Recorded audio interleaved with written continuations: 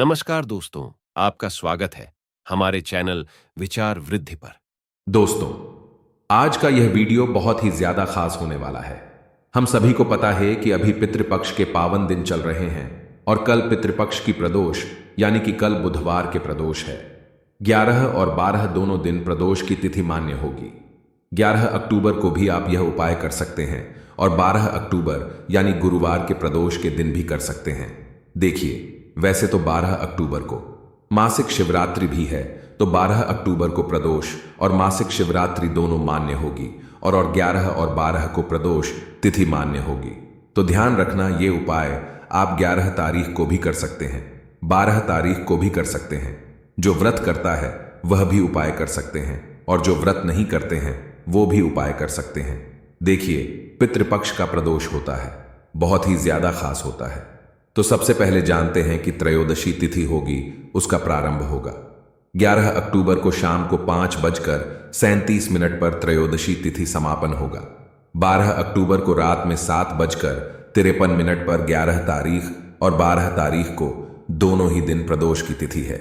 देखिए, आज के इस पूरे वीडियो में पितृपक्ष के प्रदोष के 2 उपाय विशेष हम बताने वाले हैं। सबसे पहला जो उपाय होगा, मात्र 7 बूंद जल 7 बार में जल आपको पीना है और आपके शरीर के रोग दूर जाएंगे।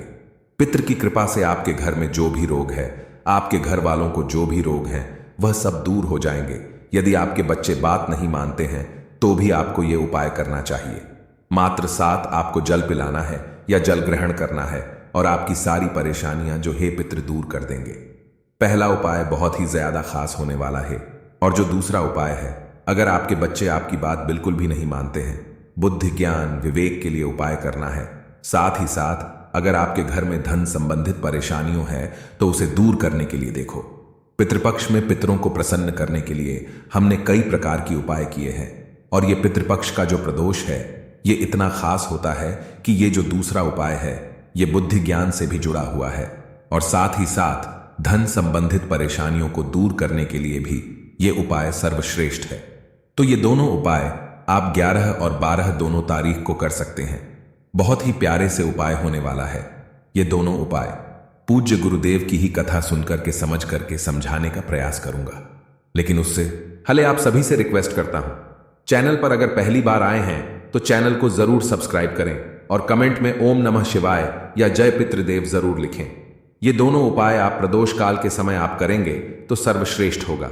अब प्रदोष काल का जो समय होता है वह सूर्यास्त का, जो भी आपके यहां पर सूर्यास्त का समय है, तो सूर्यास्त के बाद आप ये उपाय कर सकते हैं। सूर्यास्त से 45 मिनट पूर्व शुरू हो जाता है और सूर्यास्त के 45 मिनट बाद तक रहता है। तो आप ये उपाय प्रदोष काल के समय कर सकते हैं।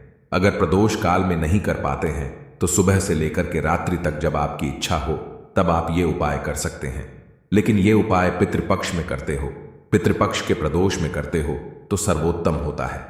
देखिए, सबसे पहला उपाय, जैसा हमने आपको बताया कि पहला उपाय होगा रोग मुक्ति के लिए, आपके घर की परेशानियों को दूर करने के लिए। आपके घर में बहुत दिनों से रोग की स्थिति बनी हुई है और उसका जो कारण है वह है पितृदोष।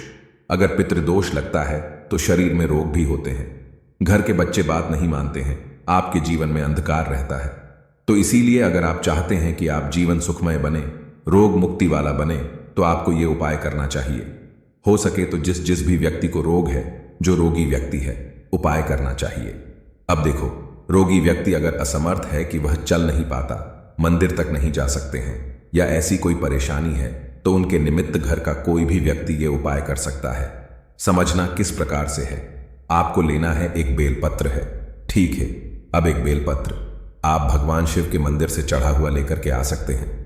यदि आपके घर के आसपास बेलपत्र का वृक्ष नहीं है या आपके फूल वाले के पास बेलपत्र नहीं है तो ठीक है, एक बेलपत्र ले लेना। साथ में आपको लेना है तांबे के पात्र के अंदर जल। अब देखो, यह बेलपत्र घर पर लेकर के आना और शुद्ध जैसे धोना और उसके बाद आप आपके घर के मटके का जल भरेंगे, ठीक है। पूरा जल भर देना और साथ में यह एक बेलपत्र रखना है हाथ में, ठीक है। अब आपको क्या करना है, आपके पितरों से प्रार्थना करनी है कि हमारे घर के रोग दूर हो जाए, हमारे घर का कल्याण हो जाए, हमारे जीवन का कल्याण हो जाए, ऐसी प्रार्थना करना है। और पितृपक्ष की इस प्रदोष पर यह दोनों चीज लेकर के भगवान शिव के मंदिर में चल जाना। भगवान शिव के शिवलिंग के सामने देखो माता अशोक, सुंदरी वाला स्थान कौन सा होता है? वह एन पर आपको यह बेलपत्र अर्पित करना है। लेकिन अर्पित कैसे करोगे?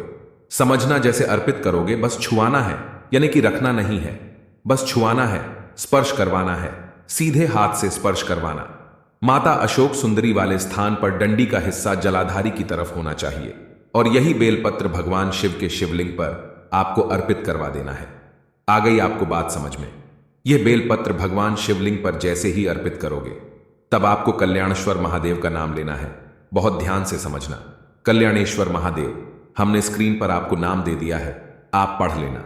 कल्याणेश्वर महादेव कल्याण करते हैं, जीवन का कल्याण करते हैं, रोग दूर करते हैं, घर से क्लेश दूर करते हैं, समस्या दूर करते हैं। कल्याणेश्वर महादेव का नाम लिया और उसके बाद आपकी जो भी समस्या है वो दूर करने की आपको प्रार्थना करनी है। आपकी जो भी रोग है वो दूर हो जाए, ऐसी कामना करनी है। यदि घर में किसी के लिए कर रहे हैं यह उपाय तो उसके रोग दूर हो जाए, ऐसे आपको कामना करना है और यह बेलपत्र भगवान शिव के शिवलिंग पर आपको अर्पित कर देना है। यदि बच्चे भी ज्यादा बीमार होते हैं, बच्चे आपकी बात नहीं मानते हैं, तो भी आपको उनके कल्याण के लिए यह कल्याणेश्वर महादेव का उपाय करना है। ठीक है, उनका स्मरण करना, ठीक है, उनका नाम बोलना। जैसे कि घर में जो भी व्यक्ति जो रोगी है या घर में आपका जो बच्चा है बहुत शरारती है, उसका नाम बोलना और उसकी समस्या दूर हो जाए, ऐसे आपको कामना करनी है। ठीक है, अब आपके पास तांबे के पात्र के अंदर जल है।